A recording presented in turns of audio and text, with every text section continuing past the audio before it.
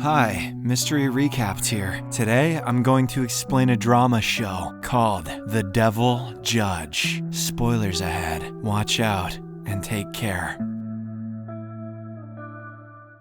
The story opens in a dystopian South Korea, where corruption, unemployment, and inequality have ravaged society. This has resulted in nationwide protests, and the streets look like a war zone. To divert the public's attention, the country's president Hyo Jung-si gives an impassioned speech that's broadcast to the nation. He has come up with a dramatic step where high-level court cases will now be televised for everyone to see. All the citizens will also be able to participate in the hearings by sending in their votes for the verdicts through an app. These public hearings will be presided over by Kang Yo-han, a judge with a public reputation of being ruthless. Unbeknownst to the people, President Hyo is working for the sole benefit of a group of ultra-rich businessmen who represent Korea's largest conglomerates. The following day, Kim Ga-eun, a young associate judge, reaches his new job at the Supreme Court. He will be Kang's deputy on the controversial new live trial show. It is revealed that he was handpicked for this job by Associate Justice and his ex-professor, Min Jung-ho. The old man is extremely suspicious of Kang's rapid rise in power and wants his student to keep an eye out for him. Shortly afterwards, Kim gets set up in the office, which he'll be sharing with fellow young associate judge, Oh Jin-ju. She will be the third member of the bench in the live trial show, and it turns out she's a massive fan of Kang. Elsewhere, the first case to be televised on the live trial show is decided. It will be against Chairman Ju Il-do of JU Chemical, who is accused of releasing harmful toxins into a river that has caused massive damage to a nearby village. At the office of JU Chemicals, a legal team goes over their strategy for the trial and decide that they will be pleading not guilty. They will argue that Chairman Ju couldn't have known that there were toxins in the industrial waste. In the worst case scenario, he'll be charged with negligence resulting in death, which has a maximum sentence of 5 years. Chairman Ju is about to throw a fit, but his attorney, Ko In-guk, assures him that he'll only have to serve a year or so before getting released on parole. He'll probably also get a fat raise, while 35% of his staff gets laid off. At the courthouse, Kim asks Justin Min to give him a key to the storage room. He wants to access Chairman Ju's 20-year-old court records. It is revealed that the present Justice Minister, Cha Kyung-hee, was once a prosecutor. During his time, Cha quietly helped Chairman Ju out of legal trouble several times. When she later ran for assembly, Ju financially assisted her campaign. Now, Minister Cha is just standing by while Kang, who she has been strongly supporting, publicly tries Chairman Ju. Kim is fully convinced that this will be a sham trial to conceal the businessman's crimes. That night, Kim asks his police friend Soo-hyun for an audio transmitting device used for spying. He doesn't tell her why he needs it, but the latter sets it up for him anyway. The next day, Kim reaches his workplace early and slips into Kang's office. He searches for a good spot to plant the audio transmitter and eventually puts it under a desk. But before he has a chance to sneak back out, Kang shows up. This forces Kim to lie that he was here to borrow a book, and he manages to get away. Throughout the day, Kim listens in on his superior's phone conversations via the audio transmitter. He hears Kang assure Minister Cha that the trial will go according to the law. Kang also talks to someone about setting up a meeting with a doctor and promises to speak with Chairman Ju's attorney. Now convinced of his superior's motives, Kim shares his findings with Justice Min, but they both know that they're not enough evidence to prove any wrongdoing. The only thing that they can do is keep an eye on Kang at tomorrow's trial. The day of the first episode of the live trial show soon arrives, and everyone from President Hyo to ordinary citizens eagerly tune in. The trial is intended to restore the public's waning trust in the courts, but it kicks off more like a game show, complete with an MC who explains how to vote via an app. The judges also make a striking entrance, with Kang clad in white, flanked by Oh Jin-ju and Kim in black. Damn, Oreo's marketing team is really killing it this year. Moments later, the trial opens with the prosecution laying out the case against JU Chemicals for dumping toxic waste into local rivers. They allege it has caused 11 deaths, and many more people have been left with lasting health disabilities. After the prosecutor's emotional appeal to the jury, 70% of viewers vote guilty. Next, the defendants defense comes in and chides the prosecutor for his theatrics. Attorney Ko argues that the wastewater treatment facilities were damaged after an embankment collapse, but JU Chemicals only took an hour to shut it down and fix the leak. A heated argument then breaks out between the two parties, forcing Kang to announce a recess. Upon reconvening, Oh Jin-ju questions the defense on the strange timing of this accident that damaged the facilities a mere day after the first death, but Attorney Ko argues that the first death can't be tied to the case since there was no autopsy done. In the meantime, Kim perks up when the defense calls a doctor to the stand. He assumes that it is the same doctor who Kang arranged a meeting with last night. The doctor testifies that the water does contain heavy metals, but argues that they could have come from any number of pollutants. This causes the guilty vote to go from well over 70% to slightly over 50%. Suddenly, Kim asks for clarification on the specific pollutants found in the water. He even gets the doctor to reluctantly admit that the most prevalent pollutant was cyanide. This forces the defense to go into damage control mode, and they argue that cyanide is only harmful in high concentrations. The doctor also asserts that he's the expert here, so they should listen to him. Kim tries to fire back, but Kang puts a stop to the discussion and suggests that they give the doctor some water. Shortly after, Kang concernedly checks to make sure they didn't accidentally give him a water bottle with the river sample. His intuition turns out to be true, as the doctor spits out the water in a panic, proving that the river water is indeed dangerous. This trial is a Bush League gong show already. Soon afterwards, the defense gets yet another blow, as a factory employee reveals there were contamination issues from before the embankment accident. He even reported the issue to Chairman Ju, but the shady businessman dismissed his concerns, saying he didn't care what happened to elderly residents who'd already lived a full life. Chairman Ju denies the allegations, but the employee continues yapping. He says that his nickname is Dr. Safety.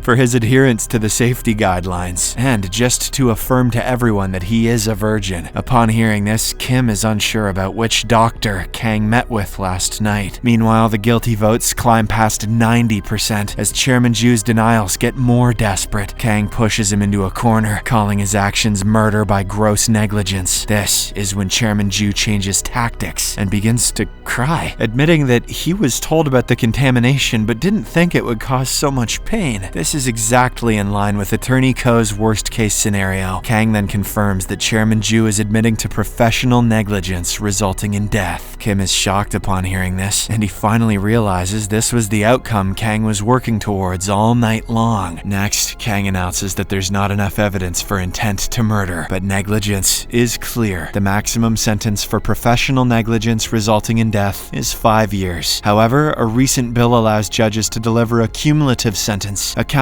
for all victims. Kang reads all the victims' names while their pictures scroll on the screen. The family members in the gallery cry as Kang shockingly sentences Chairman Ju to 235 years in prison. Kim is left in complete disbelief by the outcome, while a loud cheer erupts in the courtroom. At this moment, Kang has a flashback to a burning church where he is trying to reach out to someone standing on the other side of the rubble. That someone looks very much like Kim Ga-on, the associate judge. After their successful broadcast trial, Kang takes his team for a fancy dinner. Once they are seated, he shares that he likes to hunt in his free time, and even describes the sensation of shooting an animal as thrilling. He continues to describe the violent imagery, saying that because he can't taste well, he experiences food through the act of tearing and crushing it with his fangs. But Kim points out that most people just call those teeth. Oh Jin-ju tries to ease the tension and wonders if Kang's taste buds are desensitized due to eating high-end food his whole life. The judge admits he grew up wealthy, but his father was a vicious loan shark. Once more, Kim snoops in with a pointed remark and calls his father a heartless jerk, but Kang fires back, saying that Kim would know, since his family was also in deep debt. He then callously brings up Kim's parents' double harakiri, which left him an orphan. Although the judge apologizes right away, Kim is already hurt, so he excuses himself, saying that he has a weak stomach. Later, as Kim is on his way home, him. A sports car zooms past him. Lee Young-min, the rich brat behind the wheel, almost runs over a table full of people. He then almost hits an elderly man hauling a cart and knocks him over. Kim, who has been witnessing the incident, rushes to help the man up, but the rich brat offers a very lazy apology and speeds off. Didn't see you there because you're so old. Meanwhile, Minister Cha pays a visit to the Social Responsibility Fund, or SRF. She meets with the fund's chairman, Seo Jung-hak, and accuses him of teaming up with Kang for this surprise verdict. It is obvious that no one in the government had expected Ju to be found guilty. Seo denies teaming up with anyone, but thinks winning over the public wasn't a bad strategy. On Minister Cha's way out, a secretary stops her and shows that the ruling party's approval rating went up by 17% after the trial. This is good news for Minister Cha, who's poised for a presidential run. The next day, Kim goes to see Kang on the pretense of returning the book he borrowed. The judge invites him to sit, and the two men indulge in a conversation. Kim brings up Jang Ki-young, the factory worker who gave the final testimony in JU Chemicals' case. Turns out he had previously given a different statement, which supported his boss, Chairman Ju. Kim says that he's never seen a witness flip on the stand like that. Kang argues he might have felt guilty, but Kim thinks he tried too hard to make Chairman Ju a murderer. When Kang argues that everything turned out well, the junior retorts that trials should be constitutional, but Kang stands on his point and says the powerful use whatever means necessary to escape, while the powerless victims mourn. Once Kim comes out of the office, he takes out his phone and stops recording. It turns out he had been recording their conversation this whole time. He then calls and asks to meet with his cop friend, Soo-hyun, at a nearby convenience store. They later hear the recording of Kang talking about the factory worker nicknamed Doctor. Soo-hyun doesn't find it strange that the witness changed his testimony, and when Kim implies that Kang manipulated the witness, she warns him not to disparage the national hero in public, or someone might jump him. Meanwhile, Lee is again being a public menace in his sports car. A poor mother and her young son have the misfortune of being in his path. She swerves to avoid his car, but ends up crashing her vehicle into a sign. Thankfully, both mother and son are alright for the time being. Coincidentally, this accident happens right in front of Kim again. He and Soo-hyun chase after Lee's car, but it is obvious that they are never going to catch it. At this moment, a third car, being driven by none other than Kang, enters the chase. He flies past Soo-hyun's car and manages to cut Lee off, forcing him to stop. Moments later, Soo-hyun and Kim arrive while both men are getting out of their cars. Kang leisurely dons a pair of gloves and then pulls a sledgehammer out of his trunk. Kim watches on as the judge raises the hammer and starts destroying Lee's precious car. In a surprising twist, Kang slips a bag of white powder from his sleeve and pretends he found it in Lee's car. The judge even lets the spoiled brat touch the bag so it'll have his fingerprints. He makes it clear that he can make this into evidence should Lee repeat his actions. Kang then gifts him a Metro card and speeds away in his own sports car. The next day, Soo-hyun goes to see the witness Jang Ki-young for more information, but he refuses to speak to her and even slams the door in her face. Soo-hyun next interviews the doctor who testified in the first trial. He tells her about how he almost got into an accident after drinking the water he was given at the courthouse. He's sure it was spiked, although nothing showed up on his blood test. The following day, Lee has a meltdown at his workplace. He has ordered a cake, but it didn't taste exactly like he wanted. It turns out he's the vice president and is a menace here, just like he is on the road. Later, he takes out a secret stash to take the edge off, but his little bag of white powder just makes him think of Kang.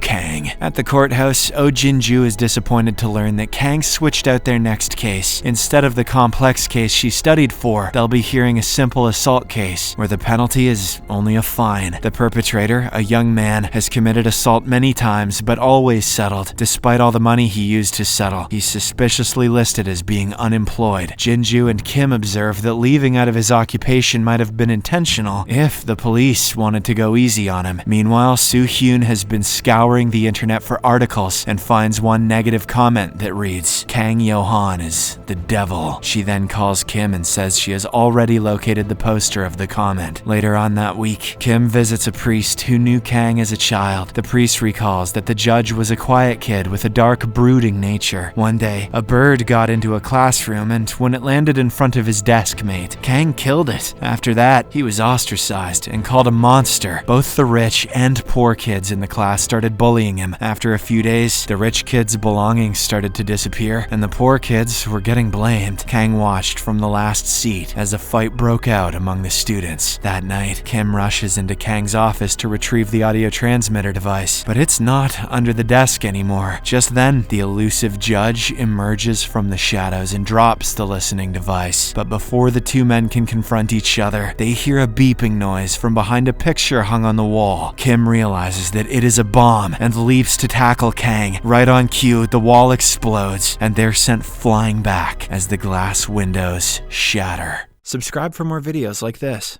turn on notifications, and leave a like to help the channel out. Thank you for watching.